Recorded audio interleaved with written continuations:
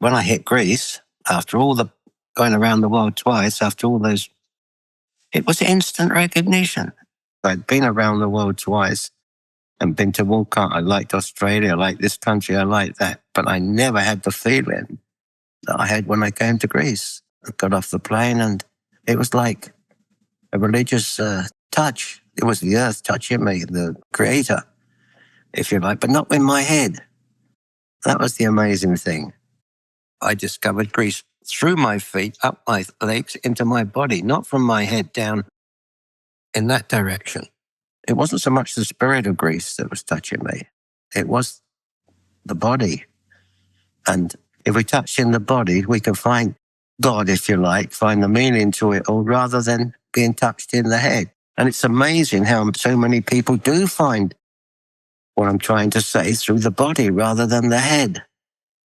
With the Greeks, it's more or less instant recognition. That's what's so nice, you know. But it doesn't make me Greek or anything like that. I don't consider myself Greek or anything like that. But I'm sure the Greeks see a lot of Greece in me, you know, and that's the thing.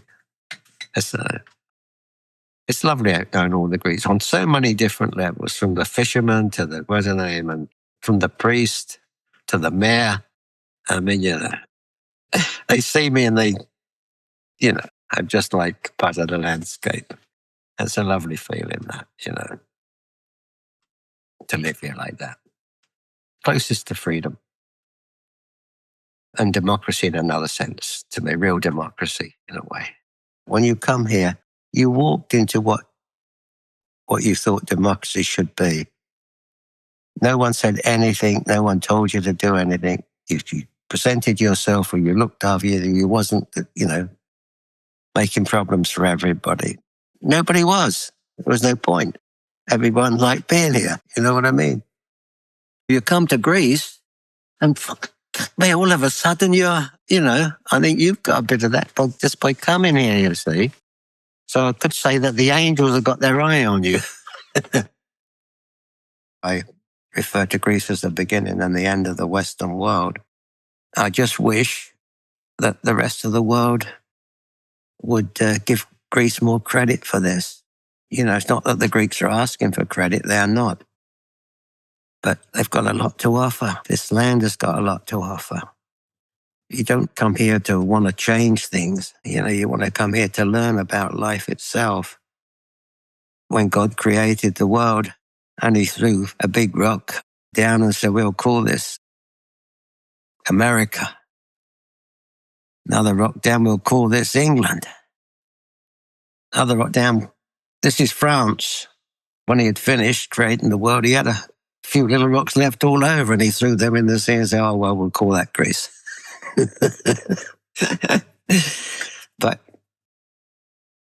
you know, Greece is much more than that. Let me repeat again.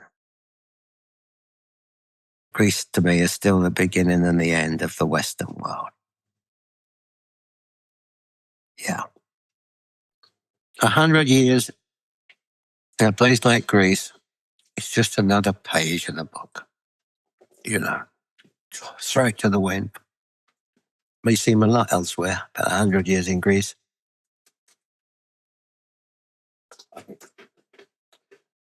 I can't imagine being in paradise for less than 100 years at least.